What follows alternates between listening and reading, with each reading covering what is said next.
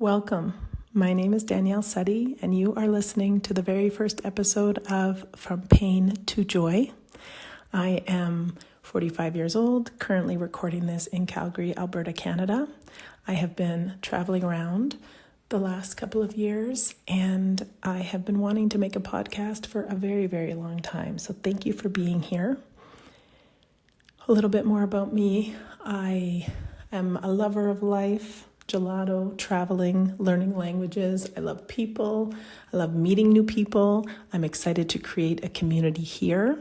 I'm also someone who experiences persistent pain. I was in a car accident in July of 2010, and I have been on a journey the last while, learning how to heal, learning how to live a life of joy, even when, and especially when, I experience more physical pain. For example, today it is 12:55 a.m. on a Sunday, I guess night, and I would say I've only actually been awake 3 hours today. The rest of the time I was sleeping off a pretty intense migraine, and I am just very happy to be here. I'm happy to be alive. Every day I wake up saying, it's a beautiful day to have a beautiful day, everybody, even if there's no one around. So I want to share my optimism. I want to share tools that I have learned.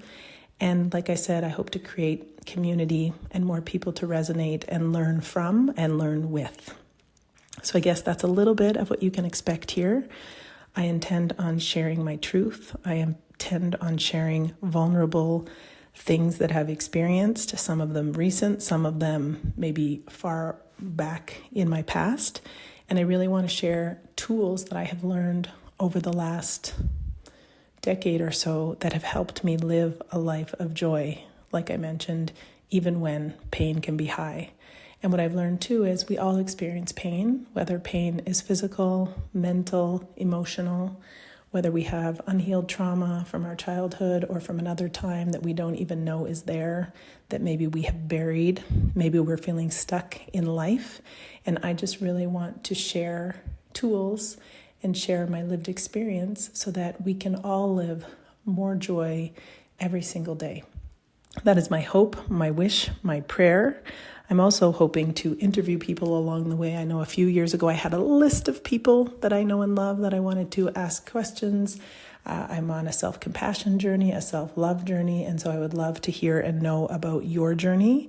And in the meantime, I've written down a note here that says, every week, share a challenge and share a win. So right now, to keep episode 1 brief as a commitment to myself, because I know if I don't do it right now, I may not do it for 5 more years to come. So let's do this in this moment. A current challenge, I would say, is that I have returned to my condo in Calgary, Alberta. I had been renting it out since last July, and I have not seen the inside of it, or had not seen the inside of it until this past Friday, so 2 days ago, so around 9 months later.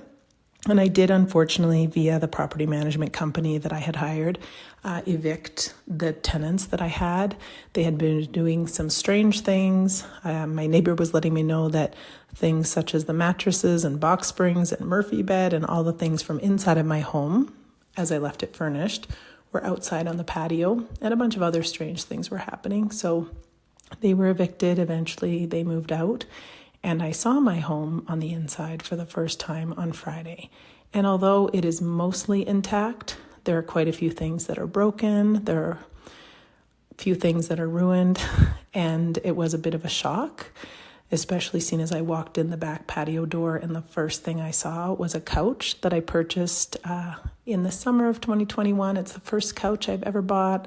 I loved it. It was so exciting, and it barely got used or sat on because of COVID. And for all intents and purposes, that couch is wrecked. It is ruined, and I've been baffled. So the challenge is I've been really baffled and upset and disappointed that people could.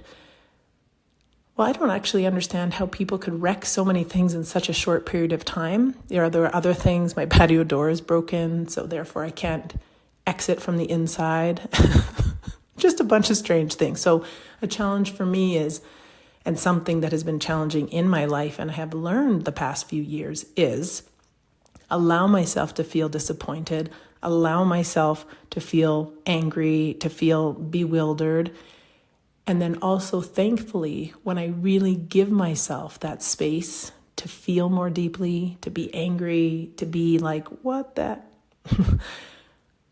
Luckily, because of tools that I've learned that I will share in subsequent episodes, about an hour and a half or 2 hours after I saw the couch, my brother was here, my niece was here with me, as well as someone from the property management company. I was expressing how bizarre it was. I was expressing how upset it was, how upset I was, or upsetting it was.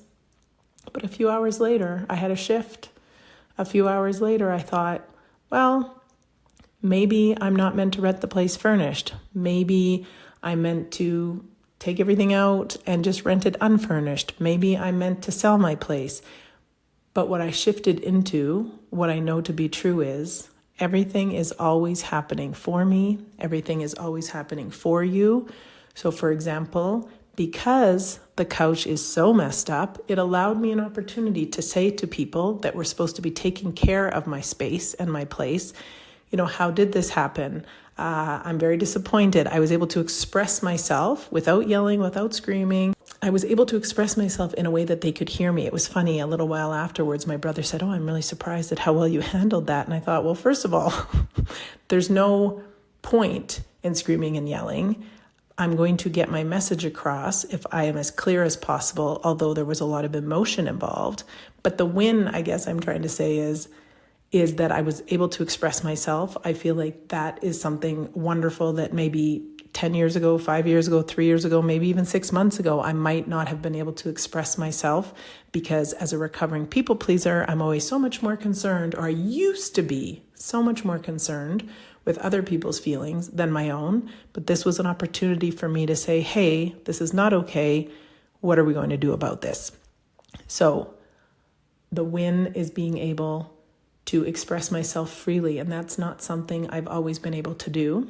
Another win is knowing and trusting that it all is going to be okay, and that a win is allowing myself to feel my feelings and not be more concerned in that moment about upsetting the owner of the property management company, and not upsetting the person who was the property manager and mentioning a few things that have happened that were not okay on any level. And I'm really proud of myself for practicing something that I have been practicing the last couple of years, which is when I'm upset about something, I say it in the moment. And I even said to the gentleman here who's in charge of the company that was in charge of ensuring that my place would be in good condition as much as possible, and I understand that's not always possible, I said to him, I need to express myself now so that I'm not upset later. I need to tell you all of the things that I'm not okay with so that this isn't ruminating in my head over the weekend. Now, that being said, every time I look at something that has been wrecked or treated badly or mistreated in my place, my mind still goes to, what the heck?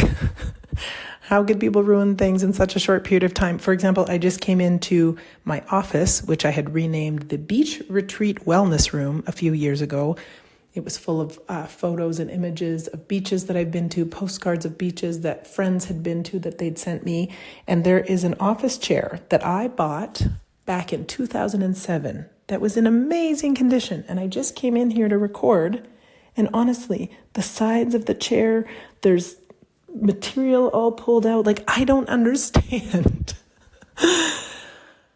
how so many things could have gone so sideways in such a short period. And I also am extremely thankful because they are just things. They are just material things. There are far more important and terrible, horrific things going on in the world.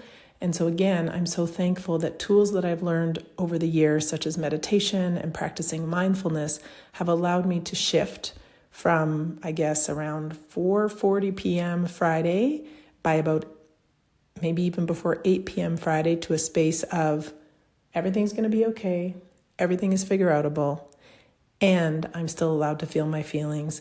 And whatever you are feeling in this moment, whatever I am feeling in this moment, no matter what's going on in the world, is valid. And so those are some of the wins for me, not to have the disappointment and anger and frustration and confusion consume my entire weekend. Unfortunately, it was a bit stressful, and because of the persistent pain that I experience and because stress can really take its toll on my central nervous system, I did end up with a migraine today, and I have slept almost all day, and I was about to go back to bed, but I thought if I do not make this podcast now, who knows when I will do it again. And I'm committing to putting out a podcast every Sunday or Monday. Hopefully going forward, intention setting that going forward, I will also be speaking with other people about their challenges and about their wins. And so I am celebrating the win of not letting people who disrespected my home and my things, I'm not going to let that consume me. I'm going to phone my insurance company. I'm going to see what I can do. I'm going to be open to possibilities such as, like I mentioned earlier, maybe I'm supposed to rent my place unfurnished, and maybe that will be better for all parties involved. I want to thank you for being here. I want to also maybe share some joy from this weekend. So a big joyful moment for me was a very brief video call with my niece and nephew, and my mom got on right at the end. I was sleeping a bunch yesterday as well, and I was able to speak with my niece and my nephew, and to see the smile on my nephew's face because he was having a sleepover that night with a friend made me so happy. And my niece had just come out of the bath at Grandma and Grandpa's, my parents' condo in Canmore, and apparently my niece got to eat ice cream in the bath. Now it sounds like some of the ice cream fell into the bath, but I was like, this is amazing. I love ice cream. I love gelato. I love a good bath. So I was very happy to see both of those little ones and connect, and also see my mom, as we had just got back from a holiday and we haven't really connected the last few days. So thankful. I am thankful for that joy. I'm thankful for brief joyful moments. I'm thankful for extended joyful moments. And I'm thankful for the challenging moments, because what I have learned and what I know to be true is that when we experience deep pain, when we experience challenges, those joyful moments feel so much more joyful. The wonderful moments feel so much more wonderful. And as I've learned over the last few years to allow myself to feel more deeply when it's tough and feel more deeply when it feels good, the colors of life are so much brighter. The emotions are bigger, but it allows me to experience life more fully. And so as I make this very first podcast with an open heart and open eyes, hoping that I can continue to share my journey with you, I will be more pointed and more specific going forward. But like I said, you just got to do it, and you'll never know if you don't try. So this is me trying, and I can't wait to connect more. If you'd like to connect, you can reach me at DKSUTTIE, my last name, dksuttie@yahoo.ca. I share insights and tools on Instagram as well as Facebook, Danielle Suttie, or Danielle.Suttie, DANIELLE.SUTTIE. I can't wait to connect more. I can't wait to see where this journey takes me. And I am wishing you a week full of joy, putting my hand on my heart, taking a deep belly breath in. That one didn't work so well. We're going to try again. Okay, deep breath in, hand on my heart.